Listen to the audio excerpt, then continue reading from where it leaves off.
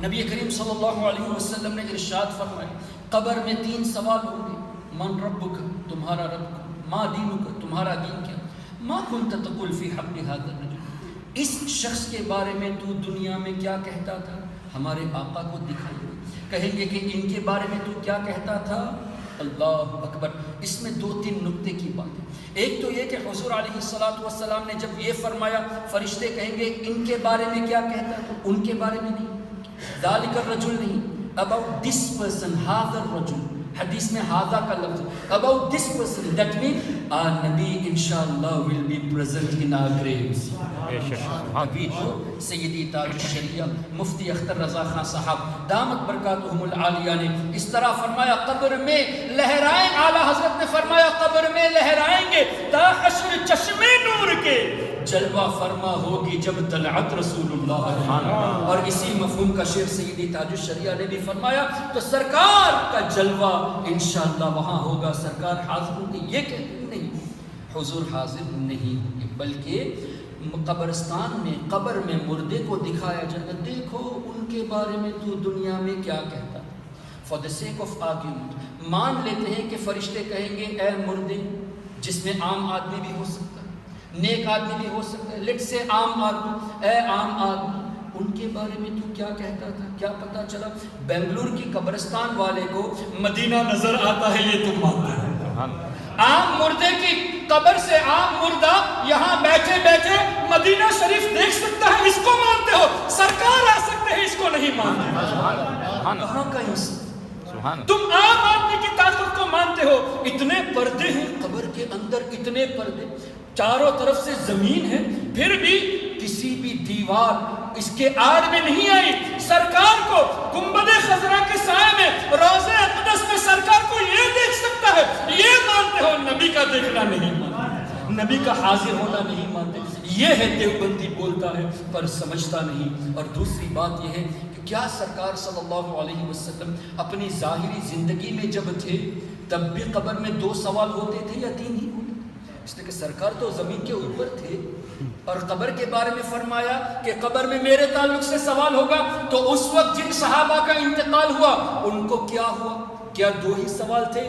محترم حضرات، جب ہمارے آقا نے دنیا میں رہ کر فرمایا کہ یہ 3 سوال ہوتے ہیں تو کیا پتا چلا میرے آقا اگرچہ زمین کے اوپر ہے وہ قبر میں بھی تشریف لے جاتے ہیں اس وقت جب کسی کو دفن کیا جاتا ہے. ہمارے آقا کی شان یہ at a time he can be at more than one place. Did I say this? حدیث ہے. اگر کوئی کہے گا نہیں قبر کے سوال کو ہم نہیں مانتے تو کیا بخاری شریف کی حدیث کا انکار کرتے ہو؟ مسلم شریف کی حدیث کا انکار کرتے ہو؟ اللہ اکبر. جب مانتے ہو کہ 3 سوال ہوں گے اور سرکار نے فرمایا دنیا میں رہتے ہوئے مجھے دکھایا جائے گا، میں رہوں گا، میرا جلوہ ہوگا. جو بھی مفہوم حدیث پاک سے ہمیں ملتا ہے سرکار کے تعلق سے فرشتے کہیں گے ان کے بارے میں کیا کہتا تھا. مطلب کسی صحابی کا انتقال ہوا، مثال کے طور پہ حضور کے ظاہری زندگی میں حضرت حذیفہ کا انتقال ہوا، شہید ہوئے، دوسرے صحابہ شہید ہوئے، سرکار موجود تھے، وہ قبر میں ہے. حضور علیہ السلام صحابہ کے درمیان بیٹھے ہیں اور قبرستان میں سرکار نماز جنازہ کے لیے گئے، ان کو دفن کیا. صحابہ دیکھ رہے ہیں کہ حضور ہمارے سامنے ہے. حقیقت یہ ہے یہاں بھی ہے وہاں بھی سرکار موجود ہے. کتنی کلیئرٹی. یہی عقیدہ تو ہمیں اعلیٰ حضرت نے دکھایا. سبحان اللہ سبحان اللہ. یہی عقیدہ تو اعلیٰ حضرت نے دکھایا. کس وقت دکھایا؟ جس وقت یہ لوگ کہتے تھے کہ یہ ممکن نہیں، دس از ناٹ پاسبل، سرکار حاضر و ناظر نہیں. اعلیٰ حضرت کا ایک ہی پیغام تھا، جب کلمہ پڑھتے ہو محمد صلی اللہ علیہ وسلم اللہ کے رسول ہیں تو دافع البلا بھی ہیں، رحمت بھی ہیں، رؤوف الرحیم بھی ہیں. ان میں غم بھی دیا گیا ہے. اب کہو گے کہ نہیں پہلے تھا اب نہیں، تو مطلب رسول تھے، اب تم رسول مانتے نہیں. کلمہ تو پڑھتے ہو کہ محمد صلی اللہ علیہ وسلم اللہ کے رسول ہیں لیکن رسول کی کوالٹیز کو نہیں مانتے، تو تمہارا رسول کو رسول ماننا ثابت ہی نہیں ہوا. جب رسول کو رسول نہیں مانتے تو کس منہ سے اپنے آپ کو تم قرآن اور حدیث کے ماننے والے کہتے ہو؟ اللہ اکبر. اعلیٰ حضرت نے بزرگوں کی کتابوں سے ہمیں یہی عقیدہ دیا. اللہ اکبر. اسی لیے ہم کہتے ہیں کتابیں پڑھیں تو وہابی غیر مقلد دیوبندیوں کی کتابوں کا مطالعہ ہرگز نہ کیجیے.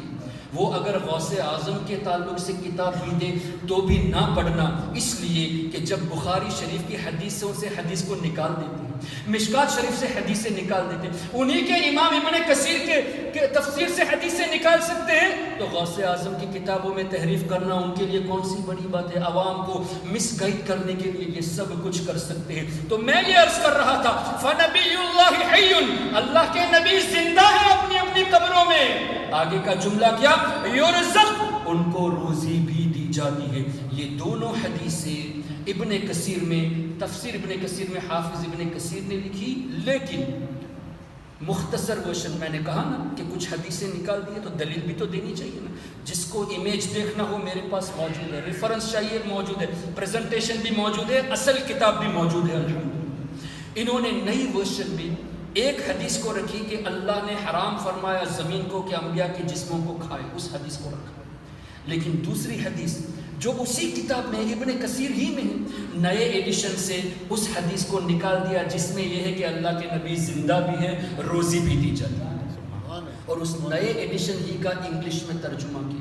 اب آپ تفسیر ابن کثیر کا انگلش ورژن ابھی اٹھا کے دیکھ لیجئے، چاہے تو میرے پاس موبائل میں آن لائن ورژن بھی موجود ہے، ابھی دکھا دیتا ہوں، عربی میں وہ حدیث موجود اور نئے ورژن میں نکال دیا، انگلش میں سے بھی اس کو نکال دیا۔ کیوں؟